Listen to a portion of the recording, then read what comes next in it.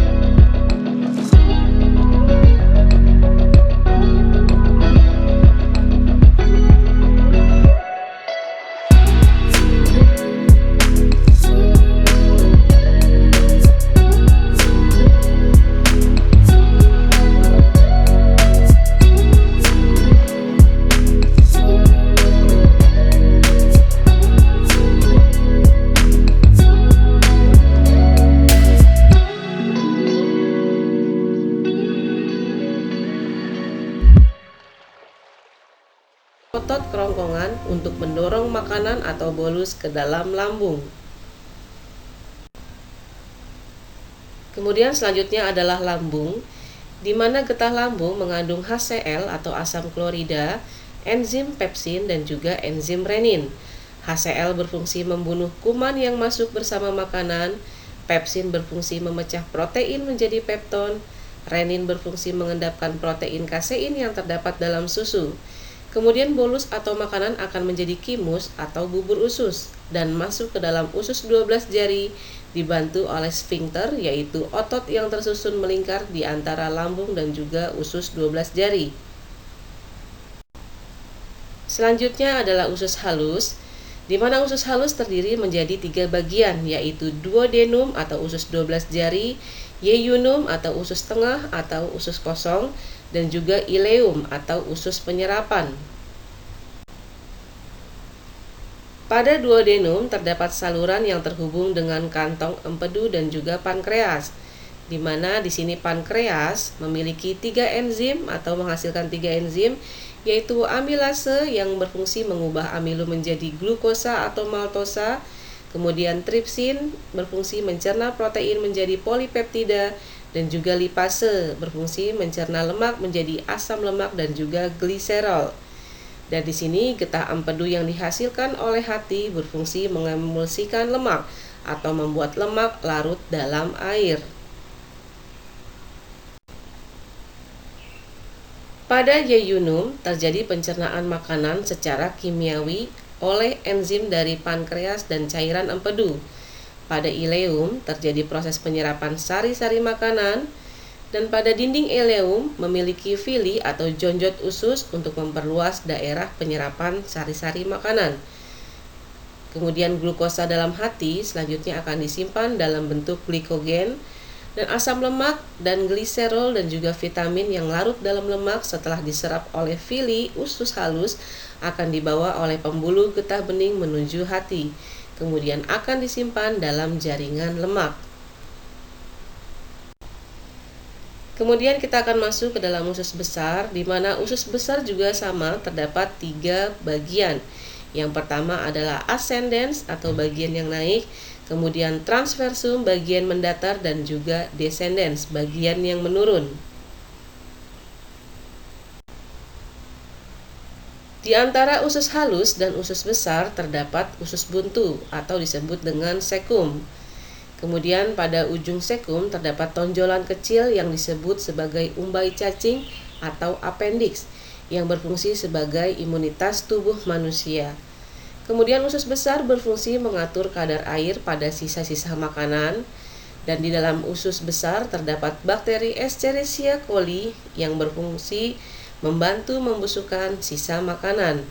Kemudian Escherichia coli juga mampu membentuk vitamin K dan juga vitamin B12.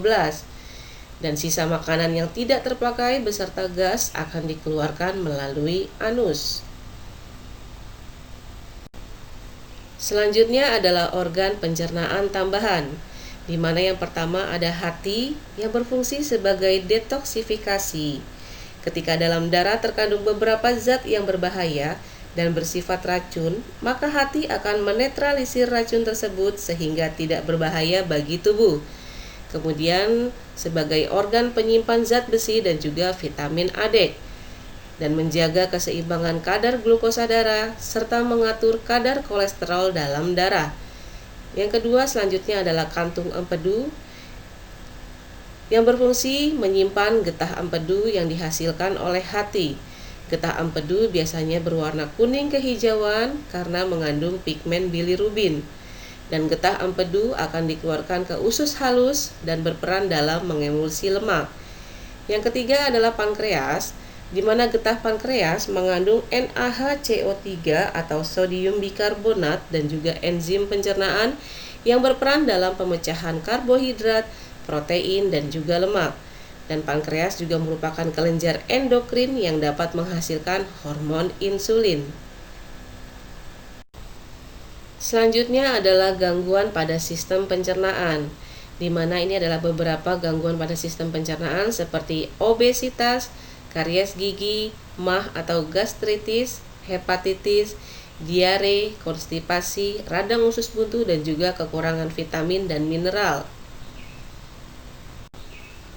Nah, selanjutnya adalah upaya kita dalam menjaga kesehatan pencernaan. Yang pertama adalah makan makanan yang bersih, matang, bergizi, dan juga teratur.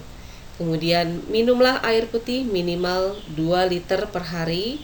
Kemudian menjaga kebersihan tubuh, alat makan, dan juga lingkungan. Dan kemudian adalah olahraga yang teratur. Baik, sampai sini dulu materi kita. Selanjutnya adalah kuis yang harus kalian isi.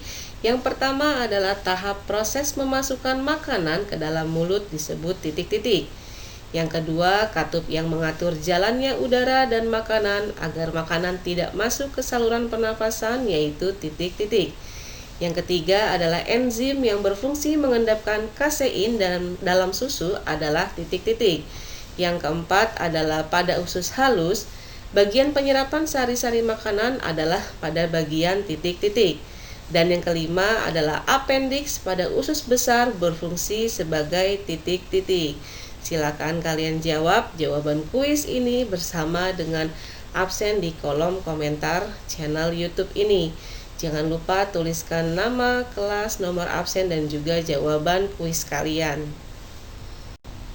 Baik, terima kasih atas perhatian kalian. Terima kasih yang telah menyimak materi hari ini. Jangan lupa kalian subscribe, like, dan komen pada channel YouTube ini. Ya, silakan kalian jangan lupa untuk mencantumkan jawaban kuis pada absen di kolom komentar. Terima kasih, semoga kalian sehat selalu dan tetap semangat belajar PJJ. Terima kasih. Wassalamualaikum warahmatullahi wabarakatuh.